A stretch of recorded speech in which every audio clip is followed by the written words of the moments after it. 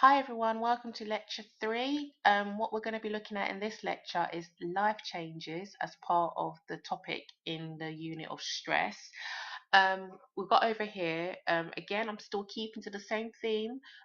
Within the whole of Unit 2, I refuse to learn any more than 14 studies. So I've got two more studies here to add to the mix. We've already looked at two other previous studies, which is Kelcutt-Glaser and Malarkey. So today we're going to be looking at Ray et al. And Michael and Benzer in 2007. Okay, so first things first, what you need to know is just a generic definition of what we mean by life change. So anything that means that we have to have some type of a major transition in any aspect of our life. For example, I've just left some examples here. For example, a marriage is a major transition because this man, for example, could have gone from being a bachelor living alone to having to now live with somebody else and provide for somebody else and vice versa, basically. And things like death of a spouse or death of a parent, death of a child, all of those requires a major transition. And then we've got moving home. We've got other particular examples as well, such as having a baby, such as changing jobs. All those particular things are major transitions in our life. So that's what we call life changes, the major factors. Yeah, so that's all we need to know, what life changes are. Yeah, not hard. Yep. Okay. So I thought briefly just introduce you to basically two medical doctors called Holmes and Ray, and what they done to develop the social readjustment rating scale, also known as the SRRS. So basically what they done, they took 5,000 over 5,000 patient records and stuff, and they worked out that these people are ill, and before the time they got ill they realized that they had major life changes. So they were like, oh, what if life changes has an effect on people getting ill? So what they done, they managed to collaborate all the different life events that people have. They asked people different questionnaires and stuff, and then finally they came up with this scale. Another word for scale is like a questionnaire, basically, in terms of, and they called basically, they ranked each of these different life changes. For example, death of a spouse will be 100, so you've got life change units. Yeah, divorce will be 73, and so on, based on where people put them originally on the questionnaire and how much of a change you've had to have.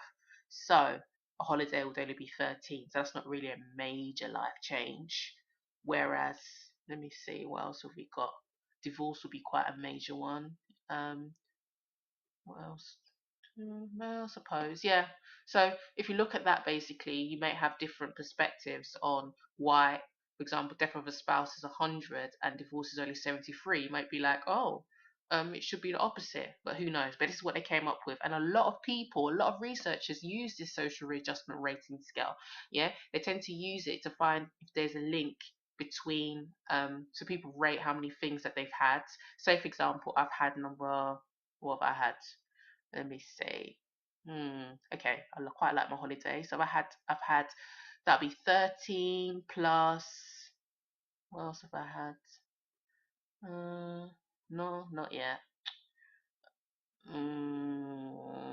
Okay, pregnancy 40. So we have 13 plus 40. They add that up together, and that gives me my total life. Yeah, something like that. You don't really need to know the ins and outs. Just know that Holmes and Ray doctors develop this generally. Yeah, but again, the whole thing is we're not going to bombard our head with too much bits of information.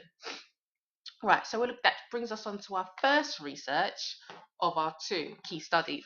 So it's Ray et al. 1970. Again, dates are not so much important, but if you've got a really good memory, remember them.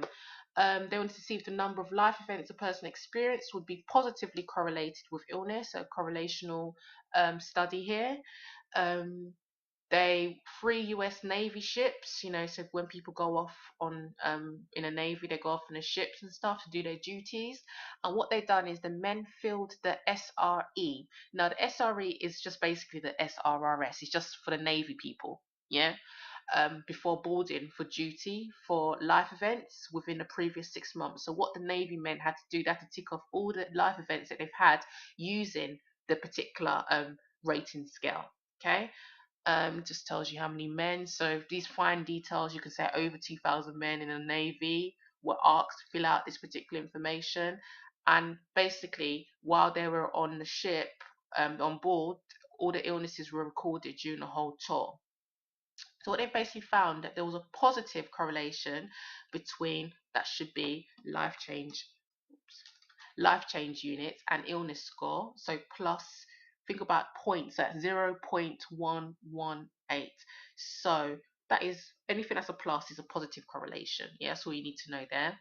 Um, Men with low life change units also had fewer illnesses. That's quite good. So if not much things happened in your life, bit boring life, then they tended not to get very ill. Whereas if loads of stuff happened in your life, so you had a bigger life change unit, you tend to those men tend to have higher rates of illnesses. In a conclusion,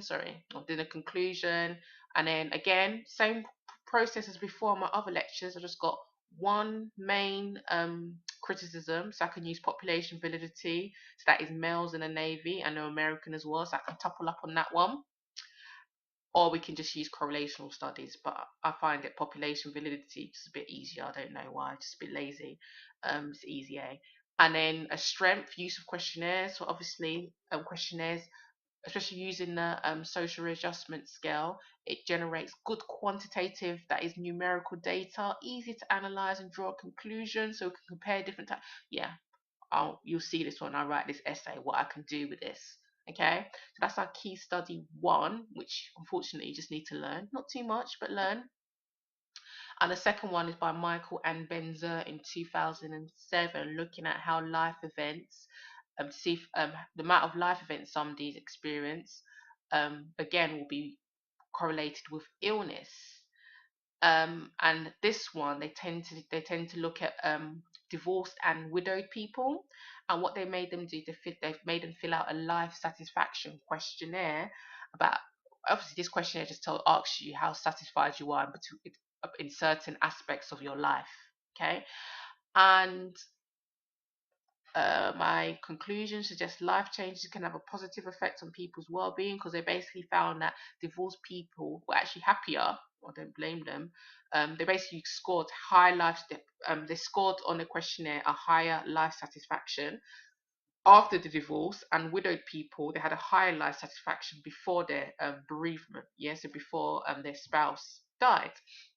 So I put here for my criticisms extraneous variables with divorced people. So it could have been that these divorced people, it may not have been that particular life change. It could have just been, for example, they finally got rid of somebody in their life. So they're basically doing more stuff like dating, meeting new people. So it could be that rather than the change in itself.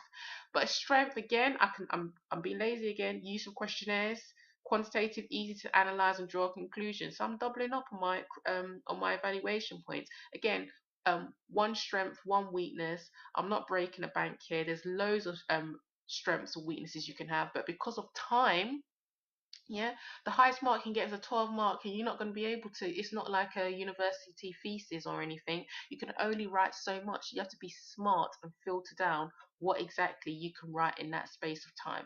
Okay, so um, on the next lecture will be 3A on life changes and all the examinations that have been asked. I'll be talking you through the different examination questions and how we go about answering that. Any questions, please leave a comment for me below.